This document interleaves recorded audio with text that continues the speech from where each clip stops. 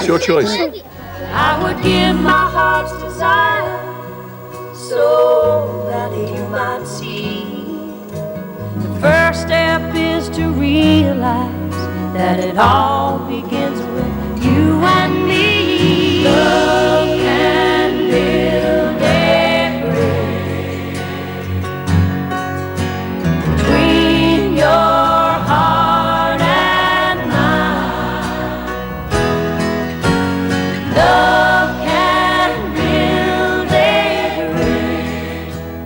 Don't you think it's time? Don't you think it's time?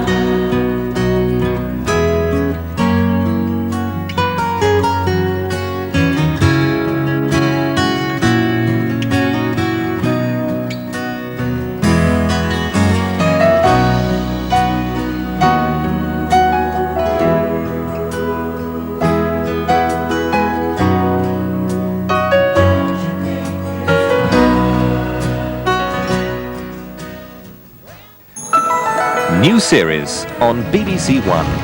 Patrick Malahide plays Inspector Allen in 5 classic detective stories. This is very irregular, Chief Inspector. So is murder, Sir John. Created by the writer of Making Out, meet the riffraff element. I know it's a bit of a tall order, but I'm looking for a cook. And I'd like to see the cream of what you have on your books. Sorry, Dad. Can I introduce you? This is Petula. She's our new cook. And take a break at the seaside town of West Beach. What have you done to her? Well, what should I have done? Stuck a tarpaulin over her? I mean, at least she looks like she's enjoying herself. Mystery, comedy and drama on BBC1.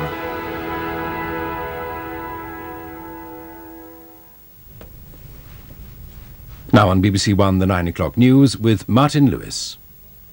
President Yeltsin breaks with his parliament and goes ahead with a referendum to decide who will rule Russia. He walked out of the Congress after deputies overwhelmingly rejected his compromise plan for power sharing. Financial ruin for more Lloyds names. The insurance market is about to declare another record loss. 200 die, more than 1,000 are injured in a series of bomb attacks in the Indian city of Bombay.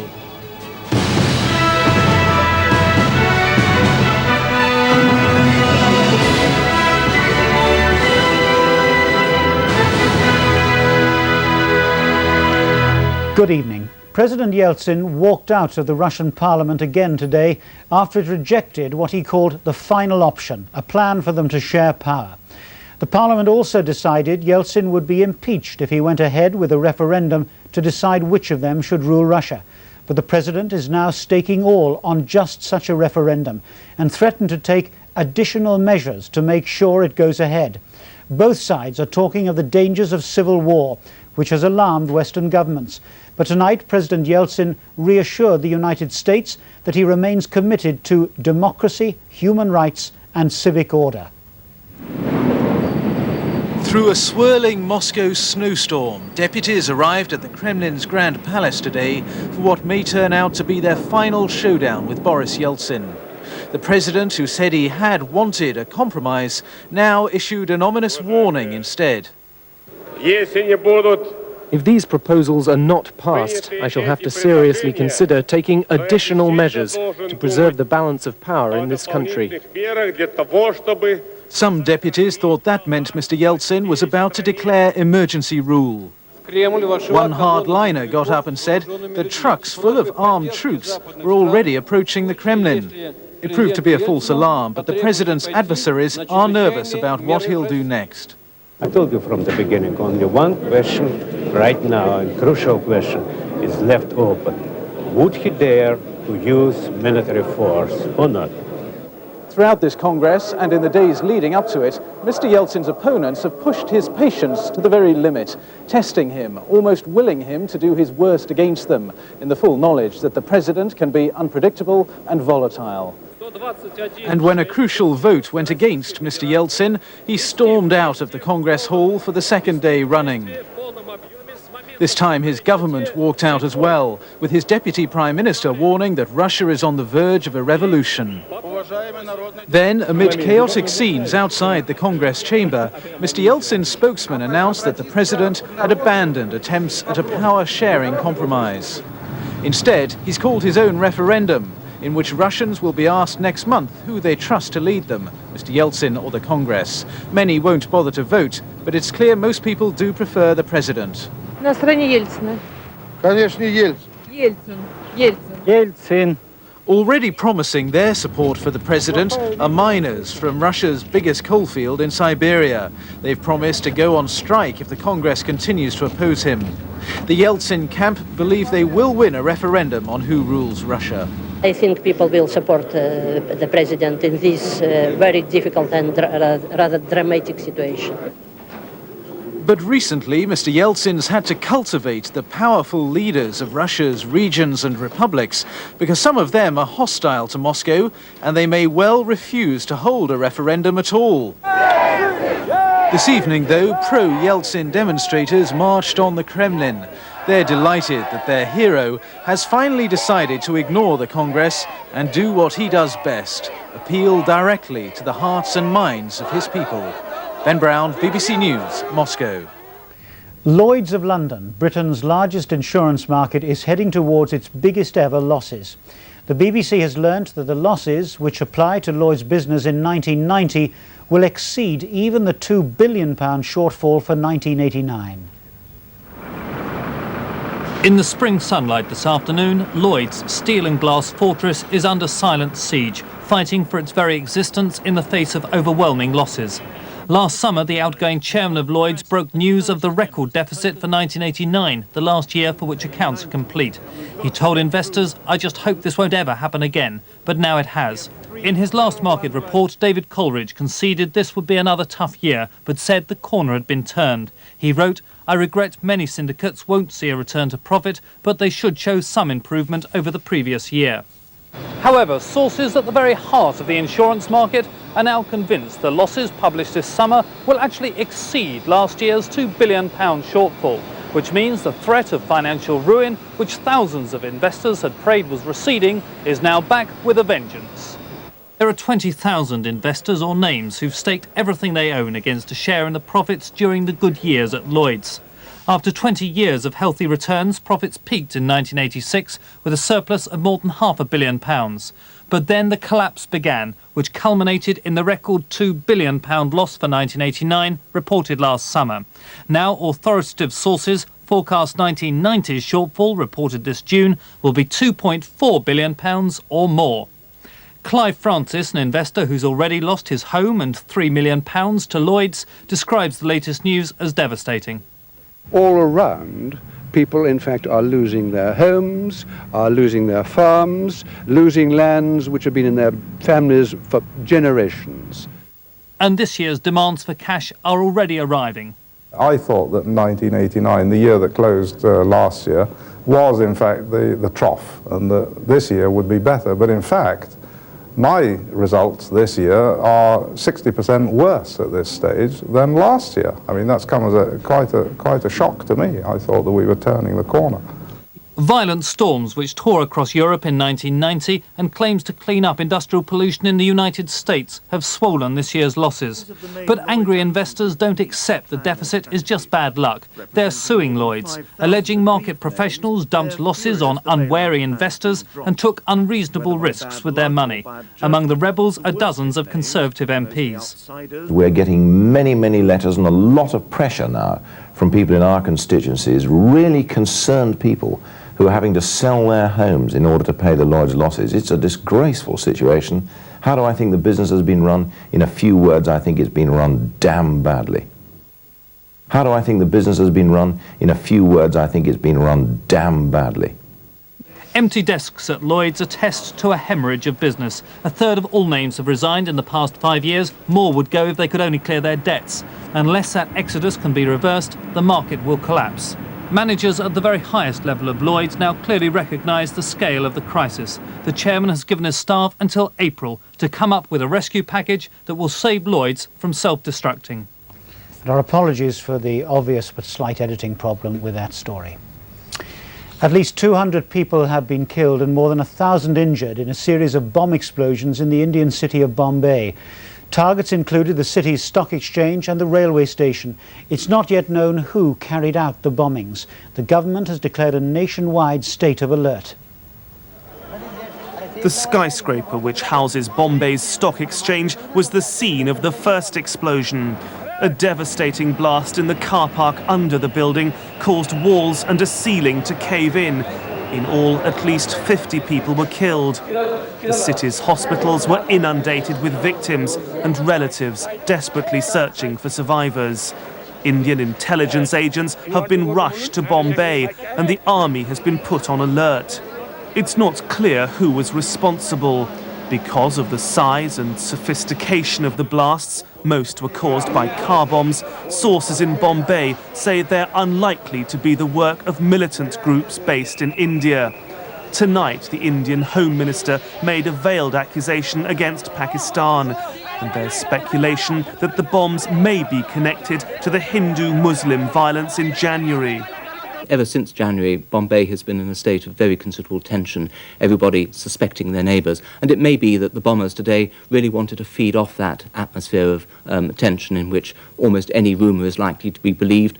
Communal rioting in India during the past few months has claimed 2,000 lives, 600 in Bombay. According to the latest reports, there has been sporadic violence in the city, and tonight the Indian Prime Minister appealed for calm to avoid a repeat of January's violence. The former deputy leader of Liverpool Council, Derek Hatton, has been cleared of fraud charges. The trial at Mould Crown Court lasted 8 weeks and was the culmination of a 3-year police investigation. 3 other defendants were also found not guilty. Mr. Hatton had been charged with trying to defraud the council over the sale of land in the mid-1980s. The North Wales jury had spent 7.5 hours before reaching their majority verdicts. Derek Hatton, accompanied by his wife, lawyer and members of his family, was brief and to the point.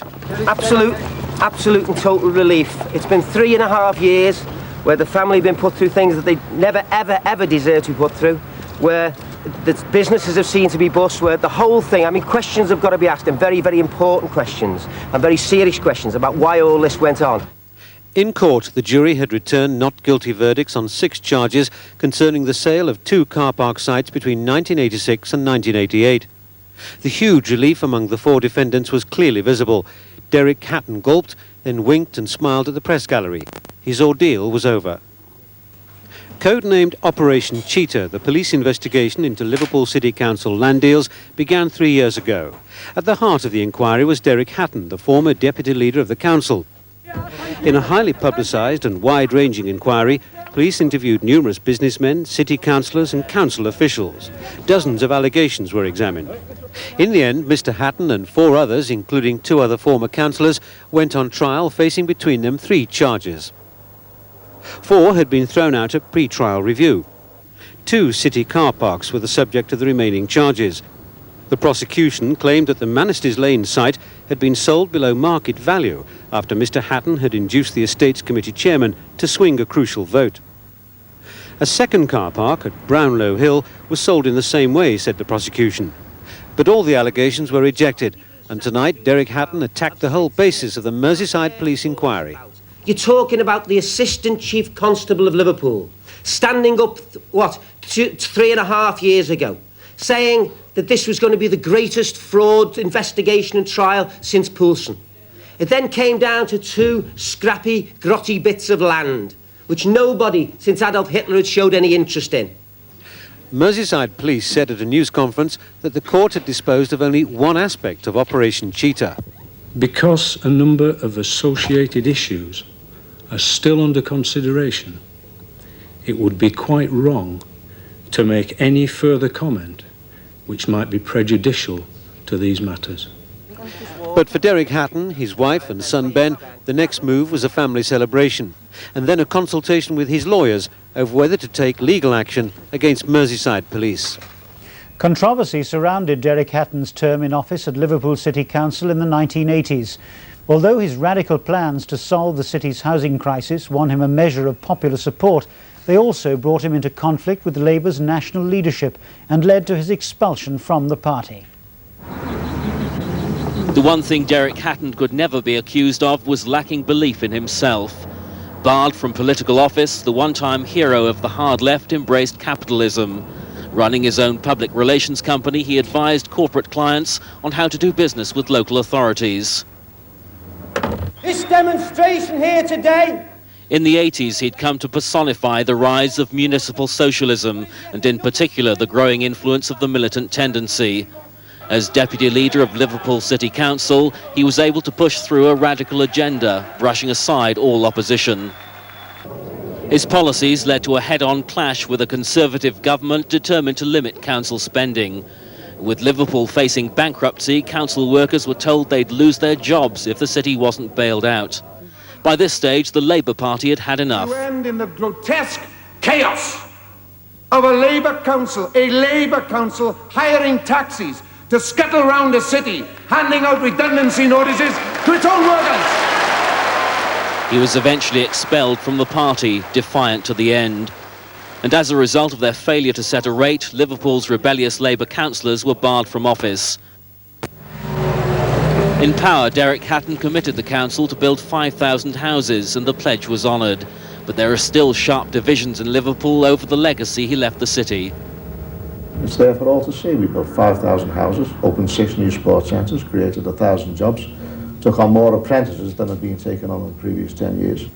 We are left with the bills. We're paying £250,000 every single day to moneylenders, paying off our current city debt, and much of that is the inheritance which he and his friends bequeathed us. Derek Hatton. Since leaving politics, Derek Hatton has embarked on a new career as a media personality. Sideways onto it, Derek. Oh, sorry. While he was waiting for his trial, he even appeared in pantomime as King Rat. Now that he's been cleared of corruption, he's planning the next stage of his career. Whatever it is, the public is unlikely to have seen the last of Derek Hatton. The head of Britain's biggest car park firm has been cleared of mounting a campaign of industrial espionage against his main business rival. The chief executive of National Car Parks, Gordon Layton, was accused of spying on Europarks to obtain information illegally. But Mr. Layton and Simon Hewitt, a security expert, were found not guilty after the court was told that no commercial use had been made of the information. British troops are reported to have pulled out of the Bosnian village where they've been blocked in for 24 hours after Serb forces began shelling the area. The armoured vehicles escorting a medical team into Konjevic Polje were surrounded by Muslim villagers yesterday after a dispute about who they could evacuate. Serbian forces stepped up their offensive around the Muslim enclave of Konjevic Polje while the British soldiers were still trapped there. The Muslims of the remote mountain village had insisted they could not leave without taking all the wounded with them. But when the Serb gunners in the overlooking hills opened fire, killing at least 16 civilians, the British troops were ordered to pull out. For time being, there are a lot of people in that area, and it has been shelling. So that's why we don't like them to move, we either, but there has been some problems in that area. The British troops, led by Major Alan Abrahams from the 9th 12th Lancers, were forced to abandon one of their armoured vehicles. But tonight they arrived unscathed at a UN base just inside the Serbian border. The area is far from secure, however.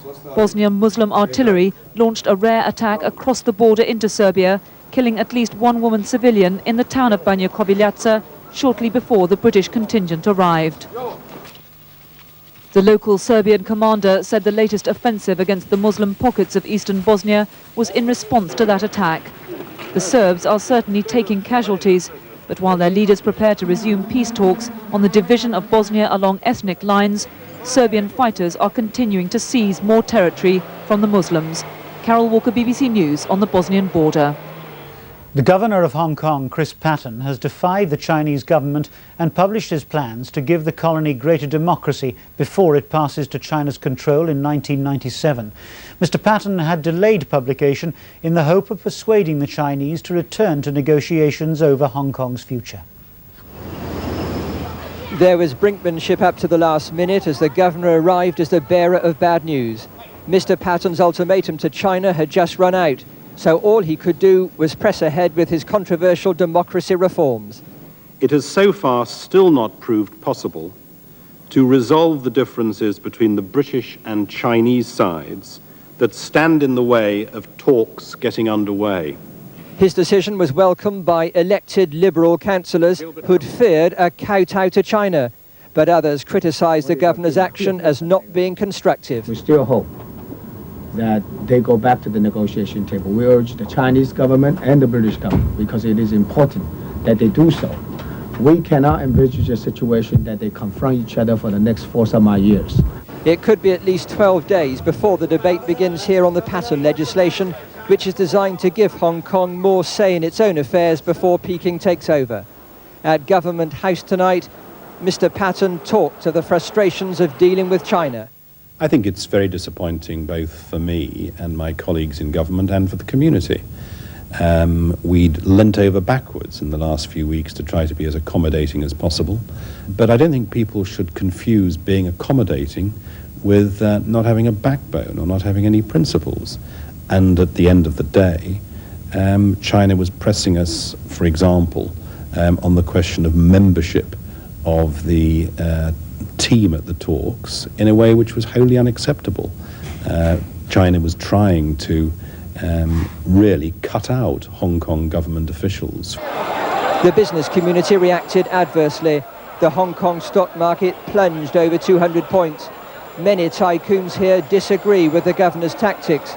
They think he's collided with the Great Wall of China and can never win such a confrontation. There's still an outside chance that China might be coaxed back into negotiations before the Patten reforms become law. But Peking has already warned that come 1997, it will dismantle any political arrangements, Mr. Patten's included, of which it disapproves. Brian Barron, BBC News, Hong Kong. The Labour leader John Smith has told the Scottish Labour Party that John Major's management of the economy is inept, clueless and incompetent. Speaking in Inverness, Mr. Smith said next week's budget would be designed to save the Chancellor's skin rather than rescue the British economy. John Smith was giving his first speech to a Scottish conference since becoming Labour leader. The party's in buoyant mood after the Commons' victory on Maastricht, and Mr. Smith sought to maintain the pressure on Mr. Major. We'll go on opposing him and his party in Parliament and around the country. We will oppose them before breakfast, before lunch and before dinner. Warning the Chancellor against raising VAT, he said next week's budget would be judged by one simple test. Will it be a budget for jobs? How many and when? That's the test. Reaffirming his support for a Scottish Parliament, the speech went down well with delegates. But in the constituencies, many feel attempts to court voters in England has undermined the party's socialist appeal north of the border. Backed by two influential unions, NUPE and COSY, the mood for greater autonomy from London is growing.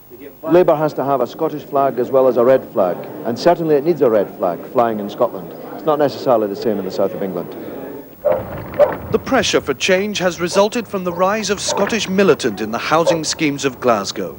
Areas like Pollock used to be firm Labour territory, but led by Trotskyite Tommy Sheridan, who masterminded a controversial but effective campaign of poll tax non-payment, militant have won 7 local council seats. That's really revealed the extent to which Labour has a soft underbody to its vote in Scotland, that some of the most working class parts of the country are quite prepared to defect to an alternative socialist camp when one comes along. And I think what this reveals is the extent to which Labour's organisational base in Scotland is weak. A weakness which, despite its 49 MPs, many delegates fear could prompt a potentially fatal downward spiral in Labour's Scottish fortunes. After 14 years out of power, Scottish Labour officials concede that change is needed if they're to keep their political enemies at bay. Negotiations on autonomy could begin as soon as the conference ends. But the details of just how much independence London is prepared to give the Scottish Party will take at least a year to finalise. 6 trade unions involved in broadcasting have sent a letter to the BBC chairman, Marmaduke Hussey, very critical of the corporation's handling of the tax affairs of its Director General, John Burt. The union said it was an astonishing departure from the traditions of public service broadcasting, and the leader of the National Union of Journalists said both Mr. Burt and Mr. Hussey should resign. Our media correspondent Nick Hyam reports. The disclosure that John Burt's wife received a salary both as a director of his private company and a secretary has added fuel to the row over his financial affairs and prompted calls for his resignation. If he's interested, as I'm sure he is, in the BBC, the present position and the future, the best thing that he can do in the circumstances is undoubtedly to resign, and resign quickly.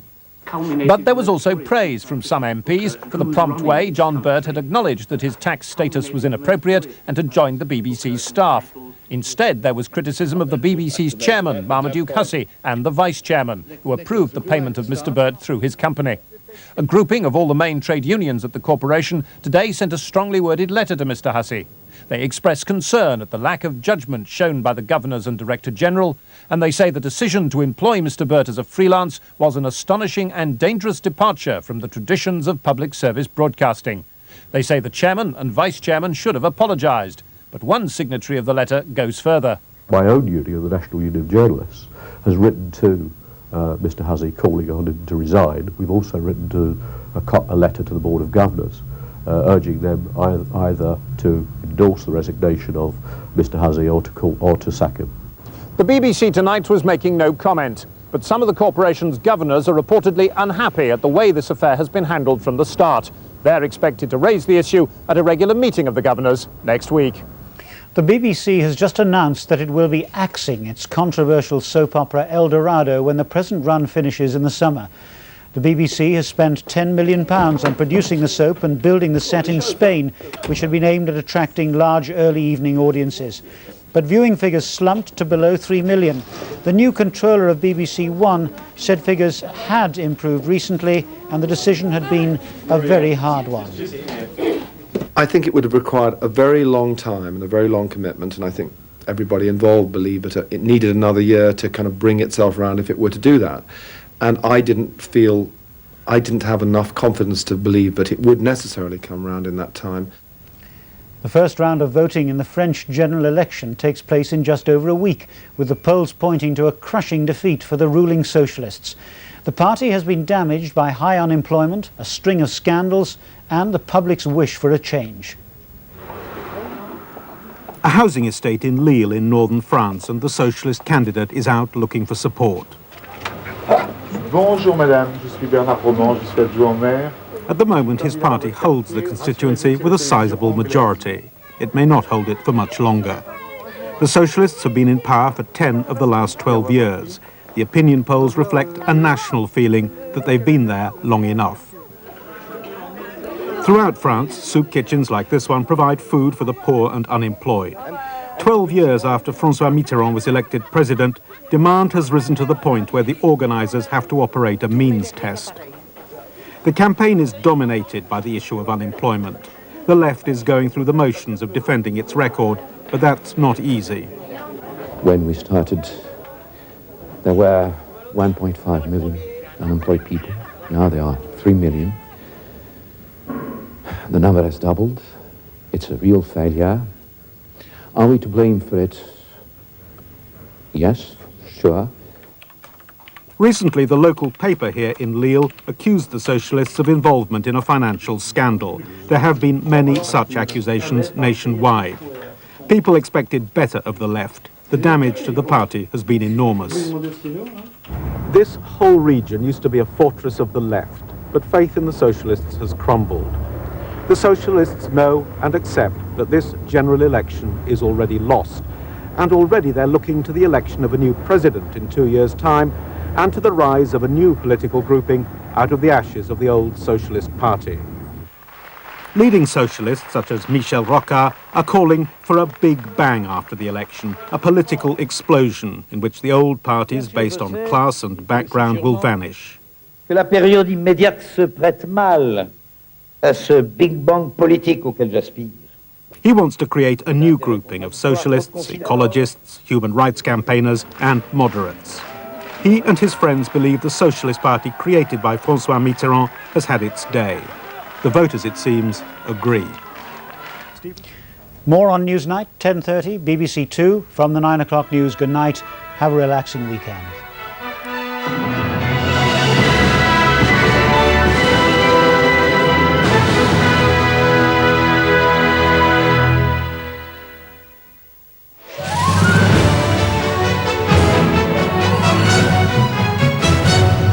Good evening from Newsroom South East. 5 men have been jailed for a total of more than 40 years for their part in a cocaine smuggling operation. They used an Oxford language school as a front. It was 1.4 kilos of cocaine found sewn inside the clothing of a young Colombian man, which led customs officers to an even bigger catch. The 3 men behind the smuggling operation, who'd created a bogus international language school based in Oxford as a cover for couriers posing as students. At Isleworth Crown Court today, each of the 3 organisers received 10-year sentences, the 2 Colombian carriers 6 years each. The judge, David Miller, said it had been a cleverly contrived and well-thought-out scheme. In sentencing, he said he was bearing in mind the appalling misery suffered by cocaine addicts. The sentences came a day after cocaine worth £500,000 was seized at Dover. 12 people were arrested. A doctor who tried to expose evidence of racial discrimination in the medical profession faces possible disciplinary action from the General Medical Council. Sam Everington claims hospitals are discriminating against non-white job applicants. Dr. Sam Everington and an Asian friend sent out fake job applications for 23 posts. The English-sounding names were shortlisted twice as many times as the Asian. Before the survey was completed, Dr. Everington was arrested by the fraud squad for submitting bogus applications. This is purely on surname, and it's quite unacceptable for consultants to be discriminating against junior doctors in this way. Dr. Everington still faces possible disciplinary action by the General Medical Council, although the fraud charges have been dropped. But he says he'll continue his campaign and is sending his findings to the Health Secretary. That's it. Join us tomorrow afternoon at 5:25 for news and sport. But now the weather with John Kettley. Good evening. The mild weather's going to stay with us right the way through the weekend into the beginning of next week. But there will be some rain to watch out for, mainly in the west. That'll help the weeds grow. Now, some pretty high temperatures today, up to 17 degrees at Cromer in Norfolk. Many places between 13 and 15. Just along southern coast with onshore breezes, was it that little bit cooler, but even so up to 11 or 12 degrees. We've had some rain, and that's been developing during the course of this evening through the Irish Sea and moving eastwards into southern Scotland through northern parts of England too. Some of that rain quite heavy up on the hills. It'll continue making progress, steady progress eastwards into the North Sea as the night goes along. Elsewhere, a mainly dry picture, fairly clear. In fact, for southern and eastern parts, also up in northeast Scotland where the rain won't arrive in actual fact. But there will be more rain pushing northwards up into Northern Ireland as the night goes along. Out in the west, it'll be quite windy. It'll certainly be very mild, about 7 or 8 degrees, quite muggy really. Whereas on the eastern side, though it will be milder than last night, temperatures will dip a little bit lower, perhaps down to 4 degrees up in northeastern parts of Scotland. Well, tomorrow's chart shows these mild winds coming all the way from North Africa, all the way up across the country, but this system here always trying to make inroads into the far western part of Britain. Well, the grey start in many places, but there will be some sunshine over northeast Scotland and down through eastern counties of England. Skies brightening in many other western parts as well, but the best of the sunshine always likely to be on the eastern side of the country. And during the afternoon, outbreaks of rain turning up there in Northern Ireland, and probably after dark, some outbreaks of rain into the Western Isles of Scotland, fringing West Wales, and also the far southwest of England. And some pretty respectable temperatures tomorrow. Watch out for that breeze in the west, quite strong at times. But on the eastern side of the country, 13, maybe up to 16 degrees through Lincolnshire. A very weak affair coming across eastern parts during Sunday, but some brightness to begin with in the southeast. Skies brightening for a while, then more rain turning up in the west later in the day. Across in the continent, a good deal of sunshine to come. Pretty high temperatures too, up to 15 to 18 degrees, maybe 20 degrees down there in northwest Africa. If you're going away, or if you're staying here with these high temperatures, watch out, get the sunblock and keep it handy. That's it from me. Arena on BBC 2 in a moment profiles the life and work of the acclaimed Chinese film director Chang Yimou, whose movies, while being highly praised in the West, are severely censored back home in China.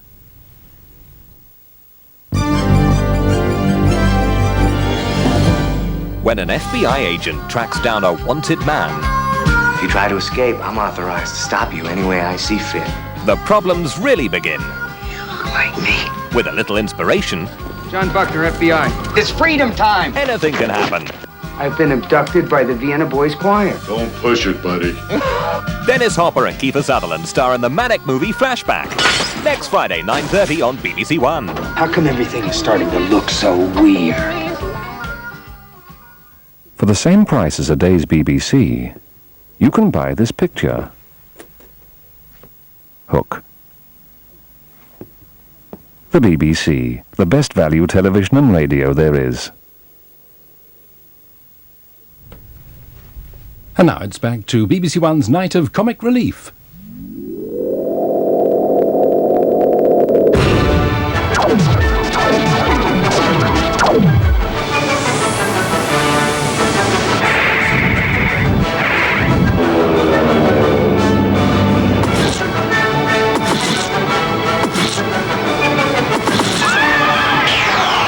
Look at that!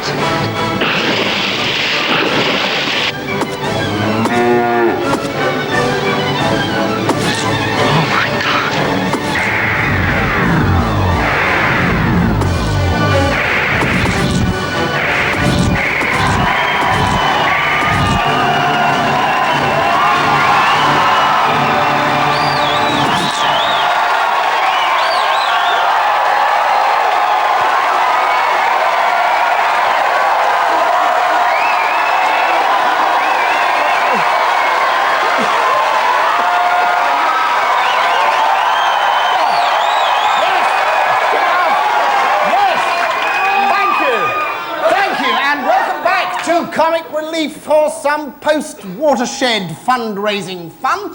And if you've only just joined the programme and don't know what's going on, then you'll know